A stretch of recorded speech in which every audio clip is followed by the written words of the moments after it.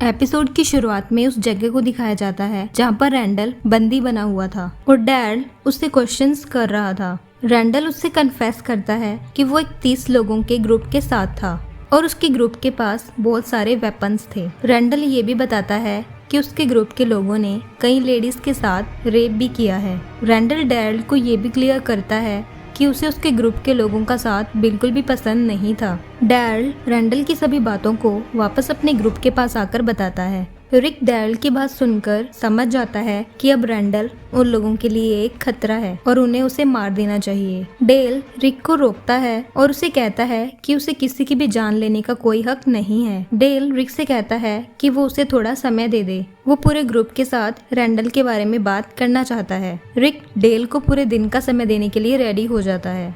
Del Andrea के पास जाता है और उसे रैंडल को गार्ड करने के लिए कहता है। एंड्रिया के पूछे जाने पर डेल उसे बताता है कि उसे शेन के ऊपर बिल्कुल भी भरोसा नहीं है। उसे लगता है कि शेन कभी भी जाकर रैंडल को मार डालेगा। एंड्रिया डेल को समझाने की कोशिश करती है कि हम जिस दुनिया को जानते थे और जिस दुनिया में रहते थे वो दुनिया बहुत पहले ही खत्म हो चुकी है। लेकिन डेल एंड्रिया को कहता है कि हम अपनी ह्यूमैनिटी नहीं छोड़ सकते। एंड्रिया रैंडल को गार्ड करने के लिए तैयार हो जाती है। स्लॉटर शेड के अंदर बंधा हुआ रैंडल बाहर मौजूद कार्ल एंड शेन की बातों को सुनता है। कार्ल शेन से रैंडल के बारे में ही पूछ रहा था। शेन कार्ल को कहता है कि जब वो बड़ा होगा तब वो इन सभी चीजों को हैंडल करेगा। शेन एंड्रिया को देखकर हंस देता है और समझ जाता है कि डेल ने उसे वहाँ पर गार्ड करने के लिए बोला होगा। वो एंड्रिया से पूछता है कि जब वो रैंडल को शूट करेगा तो क्या एंड्रिया उसे रोकेगी। एंड्रिया तब उसे हाँ में जवाब देती है। शेन एंड्रिया के साथ शेयर करता है कि उसे लगता है कि रिक रैंडल को नहीं मारेगा। वो एंड्रिया को कहता है कि यहाँ पर रिक के आने से यहाँ पर प्रॉब्लम्स का आना शुरू हो चुका है। इधर कार्ल धीरे से ऊपर स्लॉटर शेड में चढ़ जाता है और ऊपर चढ़कर वो रैंडल को देखने लग जाता है। रैंडल कार्ल को देखकर कहता है कि उसने कुछ नहीं किया था और वो उसे अपने को खोल देने के लिए कहता है। कार्ल धीरे धीरे रैंडल की ओर बढ़ने लगता है, लेकिन तभी दरवाजा खुलकर शेन अंदर आ जाता है और वो कार्ल को देखकर उसके ऊपर गुस्सा करने लगता है और वो उसे वहाँ से जाने के लिए कहता है। डेल रैंडल के बारे में बात करने के लिए डैरल के पास आता है, लेकिन डैरल उसे कहता है कि ये ग्रुप अब टूट चुका है और वो उसकी अब कोई भी बात का जवाब नहीं देगा क्योंकि वो फिर भी रिक के साथ है। लॉरी रिक के पास जाती है। तब रिक उससे पूछता है कि क्या उसके लिए गए डिसीजन से लॉरी सहमत है। लॉरी रिक से कहती है कि वो जो भी डिसीजन लेगा वो अच्छा ही होगा। डेल इस बार हर्षल के पास जाता है और उसे सपोर्ट मांगता है। हर्षल डेल को कहता है कि वो इस मामले में कुछ नहीं जानता, उसने अब सब कुछ रिक के ऊपर ही छोड़ दिया है। कार्ल डैरल के कैंप की ओर जाता है और वो वहाँ पर घूमना शुरू कर देता है। वहाँ पर उसे डैरल के मोटरसाइकिल बैग से एक गन मिल जाती है। वो उस गन को उठाकर अपनी पॉकेट के अंदर डाल लेता है और जंगल की ओर निकल जाता है। कार्ल को वहीं पर कीचड़ में फंसा हुआ एक वॉकर दिखाई देता है। कार्ल पहले तो उस वॉकर को देखकर बहुत ज्यादा डर जाता है, फिर वो धीरे धीरे उसकी ओर बढ़ना शुरू हो जाता है। इधर वॉकर कार्ल को देखकर जोरों से उसकी ओर आने की कोशिश करने लगता है। वॉकर अपना एक पैर कीचड़ से आजाद कर लेता है और वो कार्ल के पैरों को जोरों से पकड़ लेता है। कार्ल बहुत ज्यादा डर जाता है, लेकिन वो किसी तरह से छूटकर वहाँ से भाग जाता है। डेल एक बार फिर से शेन के पास उसे कन्विंस करने के लिए जाता है कि रैंडल को छोड़ दिया जाए। शेन कहता है कि डेल इसके लिए बहुत ज्यादा एफर्ट कर रहा है, लेकिन रैंडल किसी भी हालत में जिंदा नहीं बचेगा। फार्म हाउस में ग्लैन देखता है कि हर्षल बैथ के साथ समय बिता रहा था। हर्षल ग्लैन को देखता है और वो उससे उसकी फैमिली के बारे में पूछताछ करता है। ग्लैन के उसकी फैमिली के बारे में बताने पर हर्षल उसे अपने ग्रैंडफादर की दी हुई घड़ी को गिफ्ट कर देता है। इस सीन से पता चलता है कि हर्षल ने ग्लैन को मैगी के बॉयफ्रेंड के रूप में एक्सेप्ट कर लिया था। जैसे ही सूरज छिपता है, रिक एक बार फिर से लॉरी से पूछता है कि क्या वो सही कर रहा था। लॉरी रिक से सहमत होती है। पूरा ग्रुप घर के अंदर इकट्ठा हो जाता है। रिक एक बार फिर सबसे पूछता है कि क्या उस ग्रुप में कोई ऐसा सोचता है कि रैंडल को छोड़ देना चाहिए। तब डेल कहता है कि वो और ग्लैन ऐसा सोचते हैं, लेकिन ग्लैन तब डेल को कहता है कि वो इस मामले में रिक के साथ है। डेल वहाँ पर सभी लोगों को रैंडल को छोड़कर उसे एक चांस देने के लिए बात करता है, लेकिन सभी लोग कहते हैं कि उसके छोड़े जाने से वो लोग फार्म में खुद को सुरक्षित महसूस नहीं कर पाएंगे। डेल सभी लोगों से विनती करता है कि रैंडल को छोड़ दिया जाए। एंड्रिया डेल को इस तरह से देखकर उसको सपोर्ट करने के लिए तैयार हो जाती है, लेकिन बाकी लोग चुप खड़े रहते हैं। डेल ये देखकर बहुत ज़्यादा डिसअपॉइंट हो जाता है और वो वहाँ से बाहर चला जाता है। जाते जाते डेल कहता है कि अब ये ग्रुप टूट चुका है। रिक, शेन एंड डैल रैंडल को बांध के अंदर लेकर आते हैं और वो उसे घुटने पर बैठने के लिए कहते हैं। रिक रैंडल से कहता है कि वो अपने आखिरी शब्द कह दे। तभी वहाँ पर कार्ल आ जाता है। कार्ल रिक को कहता है कि वो उसे मार दे, लेकिन रिक कार्ल को देखकर उसे नहीं मार पाता। शेन ये देखकर वहाँ से चला जाता है और डैल वापस से रैंडल को श्रेड के अंदर ले जाता है। रिक कार्ल को लेकर लॉरी के पास आता है और उसे बताता है कि वहाँ पर क्या हुआ था। रिक लॉरी को बताता है कि कार्ल वो सब कुछ देखना चाहता था, जबकि रिक उसे ये सब नहीं दिखाना चाहता था। इसके बीच हम लोगों को दिखाया जाता है कि डेल फील्ड की ओर जा रहा था। तभी उसे एक आवाज सुनाई देती है। वो आवाज एक गाय की थी। वो उस गाय के पास जाकर देखता है। वो देखता है कि उसे वहाँ पर बाइट किया गया था। डेल जैसे ही वहाँ से वापस आने के लिए मुड़ता है, तभी उसके सामने एक वॉकर आ जाता है। ये वही वॉकर था जो कार्ल को कीचड़ में मिला था। डेल अपने आप को बचाने की बहुत कोशिश करता है, लेकिन वो नीचे गिर जाता है और वॉकर उसके ऊपर हमला कर देता है। डेल बहुत जोरों से चिल्लाने लग जाता है। डेल के चीखने की आवाज सुनकर सभी लोग डेल के पास दौड़कर आने लगते हैं। डेल के पेट को तब तक वॉकर ने बहुत बुरी तरह से फाड़ डाला था और उसकी इंटेस्टाइन्स बाहर आ गई थी। पूरा ग्रुप डेल के पास आ चुका था। हर्षल डेल को देखकर बताता है कि अब उसका बचना नामुमकिन है। एंड्रिया डेल को तड़पते हुए देखती है और सभी को कहती है कि उसे अब इस दर्द से मुक्ति दे दी जाए। रिक अपनी गन को उठाता है और डेल का निशाना बनाता है, लेकिन वो उसे मार नहीं पाता। तब डैल रिक के हाथ से गन लेकर डेल को निशाना बना देता है। डैल डेल को सॉरी बोलता है और उसे शूट कर देता है। एपिसोड 12 की शुरुआत डेल के फ्यूनरल से होती है। रिक डेल की अपने ग्रुप के टूटने की बात को सुनकर बहुत ज्यादा टेंशन में था। वो सभी लोगों को कहता है कि वो सभी लोगों को इकट्ठा करके डेल की बात को गलत प्रूफ करके दिखाएगा। Shane, Dell, Andrea and T dog वहीं मौजूद एक वॉकर के ग्रुप को मार डालते हैं। हर्षल शेन के अलावा सर्वाइवल्स के पूरे ग्रुप को अपने घर के अंदर रुकने की इजाजत दे देता है। हर्षल को शेन का व्यवहार बिल्कुल भी पसंद नहीं था। रिक डैल के साथ प्लान करता है कि वो दोनों रैंडल को किसी पास के टाउन में छोड़कर आ जाएं। कार्ल डेल की डेथ से बहुत ज्यादा दुखी था। वो शेन के पास जाता है और उसे कीचड़ में फंसे हुए वॉकर के बारे में वो बता देता है। कार्ल डैल की गन के बारे में भी शेन को बता देता है। शेन कार्ल की बात सुनकर सोच में पड़ जाता है। शेन जब अपना काम कर रहा था तब लॉरी उसके पास आती है और उससे अभी तक के अपने व्यवहार के लिए उससे माफी मांगती है। लॉरी शेन से कहती है कि उसने उसे एंड कार्ल को बचाने के लिए अभी तक बहुत कुछ किया है, जिसका एहसान वो जिंदगी भर नहीं उतार सकती। शेन लॉरी की इस बात को सुनकर खुश हो जाता है। शेन कार्ल के बारे में बात करने के लिए रिक के पास जाता है। वो रिक को कार्ल की वॉकर की बात और उसके पास गन होने के बारे में बता देता है। रिक का उस वक्त मेन कंसर्न रैंडल को लेकर था। वो उसे टाउन में छोड़ने जाना चाहता था, लेकिन वो उस टॉपिक को वहीं पर ड्रॉप करके कार्ल के पास बात करने के लिए चला जाता है और वो कार्ल को उस गन को अपने पास ही रखे रहने के लिए एनकरेज करता है। रिक कार्ल को कहता है कि अब समय बदल चुका है और उसे भी अपनी सेफ्टी के बारे में अब सोचना होगा। शेन बार्न के अंदर जाकर रैंडल को वॉच करता है। तब उसे पता चलता है कि रैंडल ने अपने आप को खोलने की कोशिश की थी। रिक एंड डैल जब टाउन की ओर जाने वाले होते हैं तब वो रैंडल को लेने के लिए टी डॉग को बार्न के अंदर भेजते हैं। टी डॉग उन लोगों को आकर बताता है कि बार्न खाली है और वहाँ पर रैंडल का कोई भी अता पता नहीं है। इधर हमें दिखाया जाता है कि शेन रैंडल को फॉरेस्ट में लेकर गया था और वो रैंडल को बताता है कि अब वो रिक के ग्रुप से बहुत ज्यादा तंग आ चुका है और वो रैंडल की ग्रुप को ज्वाइन करना चाहता था। शेन रैंडल को बातों में फंसाकर उसकी गर्दन को तोड़कर उसे मार डालता है। शेन वहीं पर मौजूद एक पेड़ से अपने फेस को बहुत जोरों से मारता है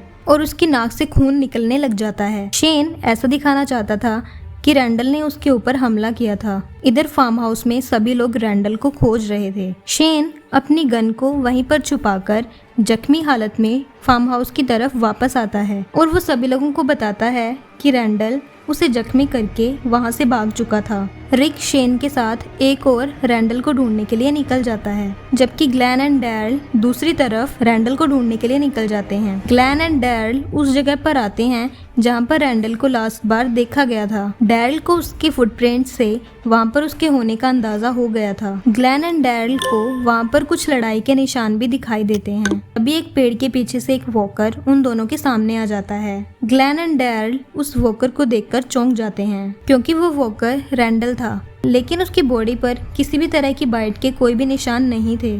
ग्लेन उसी वक्त उस वॉकर को मार डालता है और वो लोग चेक करते हैं कि रैंडल अपने नेक के टूटने के कारण ही मरा था। इधर रिक एंड शेन जंगल के दूसरी ओर थे।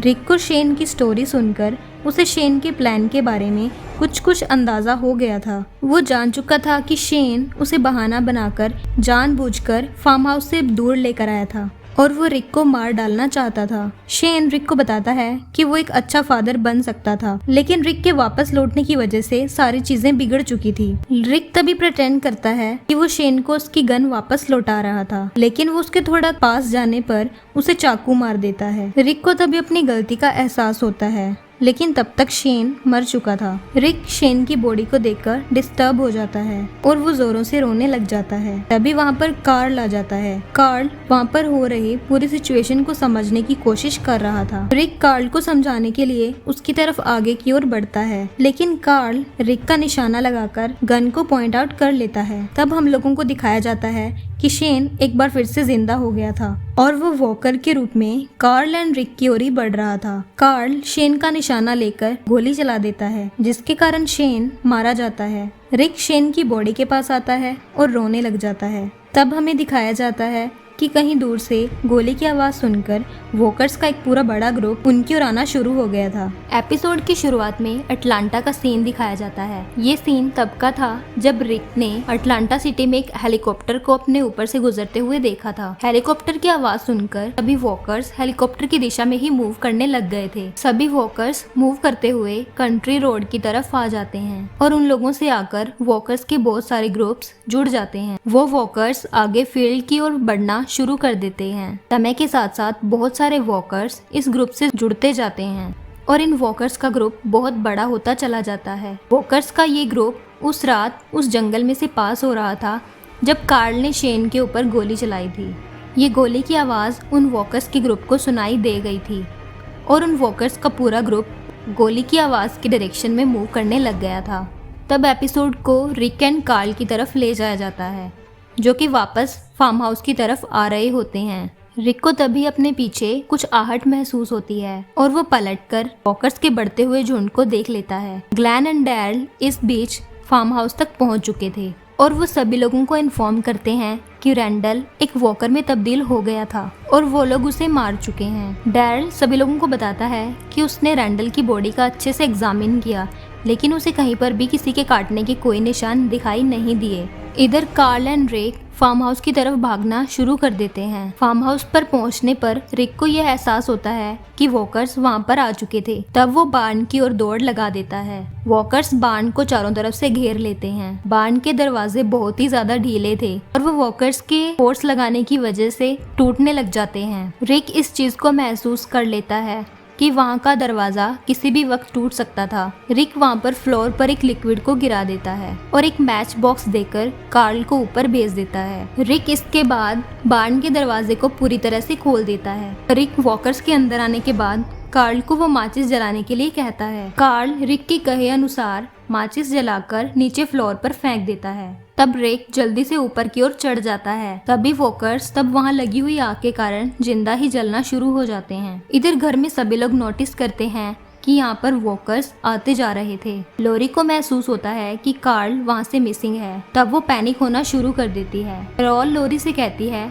कि वो दोनों घर के अंदर जाकर कार्ल को ढूंढ सकते थे। डैरल उन वॉकर्स की हर्ट को देखकर कहता है कि अब वो लोग कहीं पर भी नहीं छिप सकते। वो पूरा झुंड इतना बड़ा था कि वो पूरे घर को मिनटों में तोड़ सकता था। वो सभी मिलकर एक प्लान बनाते हैं। वो सभी लोग गन्स लेकर ग्रुप बनाकर गाड़ियों में बैठ जाते हैं। वो गाड़ियों में बैठे बैठे ही वॉकर्स को मारना शुरू कर देते हैं। सर्वाइवर्स और वॉकर्स के बीच में एक जंग शुरू हो जाती है। मैगी गाड़ी चला रही थी और ग्लैन उसी गाड़ी में बैठा हुआ वॉकर्स के ऊपर गन चला रहा था। टी-डॉग एंड एंड्रिया ऑटिस के ट्रक में बैठे हुए वॉकर्स पर गोलियां चला रहे थे। डैरल बार्न की ओर देखता है जहां पर उसे आग जलती हुई दिखाई देती है। वो समझ जाता है कि ये रिक का काम हो सकता है। डैरल जिमी को रिक को बचाने के लिए बार्न की ओर भेज देता है। जिमी आरवी लेकर बार्न के पास पहुंचता है। आरवी की छत पर रिक एंड कार्ल पहुंच जाते हैं, लेकिन जिमी वॉकर्स से बच नहीं पाता और वॉकर्स उसे पूरी तरह से नोच डालते हैं। रिक एंड कार्ल देखते हैं कि वॉकर्स का ध्यान जिमी की ओर है। वो आरवी के ऊपर से कूदते हैं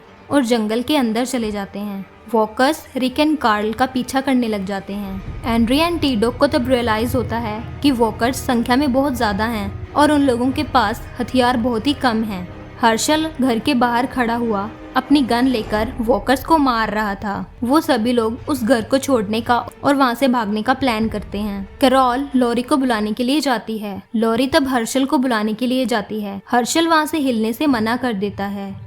वो कहता है कि ये उसका फार्म हाउस है और वो वॉकर्स को इस तरह से यहाँ पर नहीं रहने देगा। बैथ और पैट्रिशिया एक साथ थे। वॉकर्स पैट्रिशिया के ऊपर हमला कर देते हैं और बैथ का हाथ पैट्रिशिया के हाथ से छूट जाता है। तब लॉरी बैथ को वहाँ से लेकर भाग जाती है। कैरोल लॉरी एंड बैथ से किसी तरह से अलग हो जाती है। कैरोल ये देखकर एक कॉर्नर में छिप जाती है। टी-डॉग जल्दी से लॉरी एंड बैथ को अपनी गाड़ी के अंदर बिठा लेता है। एंड्रिया कैरोल की मदद करने के लिए गाड़ी से उतर जाती है। एंड्रिया गाड़ी से उतरने के बाद कुछ वॉकर्स से गिर जाती है। वो उन वॉकर्स को एक के बाद एक गोलियां मारकर गिराने लगती है। इधर टी-डॉग एंड्रिया के ऊपर कुछ वॉकर्स को गिरते हुए देखता है और उसे ऐसा लगता है कि एंड्रिया अब नहीं बचेगी। वॉकर्स ट्रक की ओर बढ़ना शुरू कर देते हैं। टी-डॉग समझता है कि एंड्रिया का बचना अब नामुमकिन है। वो अपने ट्रक को आगे बढ़ा लेता है। एपिसोड को एक बार एंड्रिया की ओर ले जाया जाता है और हमें दिखाया जाता है कि एंड्रिया डेड वॉकर्स के नीचे से क्राउल करती हुई बाहर निकलती है और वो बिल्कुल सही सलामत थी। मैगी एंड ग्लैन भी फार्म हाउस से बाहर निकलने की कोशिश करते हैं। वो लोग भी चारों तरफ से वॉकर्स से घिरे हुए थे। मैगी किसी तरह से गाड़ी को पीछे करती है और गाड़ी को पूरी स्पीड से वॉकर्स से दूर ले जाती है। इधर हर्षल अपने राइफल से लगातार वॉकर्स को गोलियां मार रहा था। अचानक ही हर्षल देखता है कि उसकी गन में अब गोलियां खत्म हो चुकी थी। हर्षल गन को रीलोड करने लग जाता है, लेकिन तभी एक वॉकर उसके पीछे से आ जाता है और वो वॉकर हर्षल पर अटैक कर देता है। हर्षल को वो वॉकर मारने ही वाला होता है, तभी पीछे से रिक गोली चलाकर उस वॉकर को मार डालता है। रिक हर्षल एंड कार्ल को अपनी गाड़ी के अंदर बिठाता है और वो लोग भी वहाँ से रवाना हो जाते हैं। एंड्रिया रिक की गाड़ी को जाते हुए देखती है और वो उसे पीछे से आवाज लगाती है, लेकिन रिक को एंड्रिया की आवाज सुनाई नहीं देती। एंड्रिया गन्स के बैग को अपने कंधे के ऊपर लटकाती है और वो जंगल की ओर भागने लग जाती है। साथ ही साथ वो अपने पीछे आ रहे वॉकर्स को मारती जा रही थी। डैरल अपनी मोटरसाइकिल के ऊपर था। वो भी फार्म हाउस छोड़ने को होता है, तभी उसे कैरोल की चीखें सुनाई देती हैं। डैरल कैरोल की चीखने की डायरेक्शन में जाता है और कैरोल को अपने मोटरसाइकिल के ऊपर बिठाकर वहाँ से भाग जाता है। ग्लैन एंड मैगी दोनों ही मेन रोड की तरफ आ चुके थे। ग्लैन मैगी को कहता है कि वो उसे हाईवे तक लेकर चले। मैगी वॉकर्स के अटैक से बहुत ज्यादा डरी हुई थी। वो ग्लैन को वहाँ जाने से मना कर देती है। ग्लैन मैगी को अश्योर करता है कि उसकी फैमिली के सभी लोग सही सलामत होंगे और उसे लगता है कि वो लोग उसे हाईवे पर ही मिलेंगे। ग्लैन मैगी को कहता है कि वो उसे बहुत प्यार करता है और वो एडमिट करता है कि उसे ये बात मैगी को बहुत पहले ही बता देनी चाहिए थी। रिक, हर्षल एंड कार्ल तीनों ही हाईवे के ऊपर पहुंच चुके थे। वो उसी गाड़ी के पास पहुंच जाते हैं जहां पर उन्होंने सोफिया के लिए मैसेज लिखा था। हर्षल रिक को कहता है कि वो कार्ल को उस जगह से कहीं दूर सेफ प्लेस पर ले जाए। रिक वहां से जाने के लिए तैयार नहीं होता। वो चाहता है कि उसका पूरा ग्रुप अब एक साथ रहे। लॉरी टी-डॉग के साथ उसके ट्रक में थी। लॉरी टी-डॉग को हाईवे की ओर चलने के लिए कहती है, जबकि टी-डॉग उसे कहता है कि हाईवे अब सेफ नहीं है। लॉरी इस बात पर वहीं पर ही उसके ट्रक से उतरने लग जाती है। तब टी-डॉग अपनी गाड़ी का रुख हाईवे की ओर कर लेता है। रिक एंड हर्षल वहाँ पर एक वॉकर को गुजरते हुए देखते हैं। हर्षल एक बार फिर से कहता है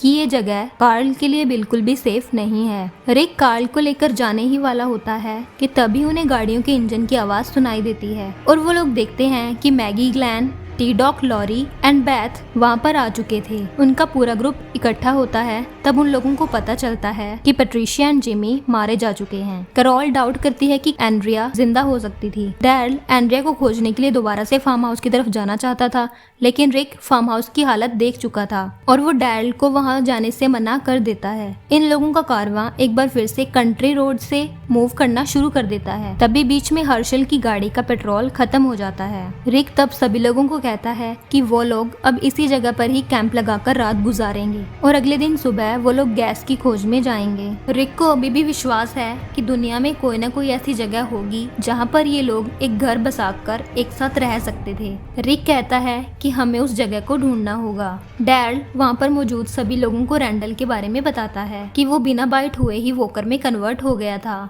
तब रिक सब लोगों को बताता है कि सीडीसी में डॉक्टर जेनर ने उसके कान में ये बात कही थी, लेकिन तब उसने डॉक्टर जेनर की बात का बिलीव नहीं किया था। रिक उन्हें बताता है कि डॉक्टर जेनर ने के कान में कहा था कि अब वो सभी लोग ही इन्फेक्टेड हो चुके हैं और मरने के बाद वो सभी लोग ऑटोमेटिक ही वॉकर में कन्वर्ट हो जाएंगे। सभी लोग रिक के मुंह से ये बात सुनकर डर जाते हैं। रिक सभी लोगों को बताता है कि उसे जेनर की बात पर बिल्कुल भी भरोसा नहीं था। रिक लॉरी के सामने एडमिट करता है कि शेन ने उसके सामने कोई चॉइस ही नहीं छोड़ी थी, तब रिक को उसे मारना ही पड़ा। रिक लॉरी को ये भी बताता है कि मरने के बाद शेन वॉकर में कन्वर्ट हो गया था और कार्ल ने अपनी गोली से उसे मार डाला था। लॉरी ये बात सुनकर रिक के ऊपर बहुत गुस्सा करती है और वो रिक को अपने से दूर कर देती है। इधर एंड्रिया अपने गन के बैग को उठाए हुए जंगल में से लगातार भागती जा रही थी। एंड्रिया देखती है कि अब उसके पास बुलेट्स खत्म होने वाली थी। एक वॉकर एंड्रिया की ओर बढ़ता है, लेकिन इससे पहले कि वो वॉकर एंड्रिया के ऊपर हमला करता, वो वॉकर मारा जाता है। एंड्रिया उस वॉकर को अपनी बॉडी के ऊपर से उठाती है और वो किसी को एक ब्लैक हुडी में अपने सामने खड़ा हुआ पाती है। ये एक अनजान हुडेड फिगर था जिसके एक हाथ में चेन थी, 2 हाथ कटे हुए वॉकर्स बंधे हुए थे और उसके दूसरे हाथ में एक स्वॉर्ड थी। इधर रिक का पूरा ग्रुप कैंप फायर के चारों ओर बैठा हुआ था। सभी रिक की लीडरशिप के बारे में आपस में बात करते हैं। कैरोल डैरल से कहती है कि उस ग्रुप को अब डैरल को लीड करना चाहिए, जबकि डैरल कैरोल को समझाता है कि रिक बहुत अच्छा इंसान है और उसे रिक के ऊपर भरोसा है। बहुत दूर से कहीं कुछ आवाजें आनी शुरू हो जाती हैं। रिक वहाँ से अपनी नज़रों से किसी को भी ओझल नहीं करना चाहता था। वो सभी लोगों को वहीं पर एक साथ बने रहने के लिए कहता है। रिक वहाँ पर सभी लोगों के सामने कन्फेस करता है कि उसने शेन को मार डाला। कार्ल रिक के मुंह से ये बात सुनकर रोने लग जाता है। रिक सभी लोगों को बताता है कि शेन ने रैंडल को मार डाला था और वो प्लान करके रिक को जंगल के अंदर अकेला ले गया था ताकि वो रिक को भी मार सके, इसलिए मजबूरन रिक को उसे मारना पड़ा था। रिक वहाँ पर मौजूद सभी लोगों से कहता है कि वो लोग अगर चाहें तो उसे छोड़कर वो अभी जा सकते हैं। उस ग्रुप के सभी लोग वहीं पर ही बैठे रहते हैं। उनमें से कोई भी वहाँ से उठने की हिम्मत नहीं कर पाता। रिक सभी लोगों को वार्न करता है कि अगर इनमें से कोई भी नहीं जाना चाहता है तो अब उन्हें रिक की बात सुननी होगी और किसी को भी अब खुद की मर्जी से कोई काम करने की आज़ादी नहीं होगी।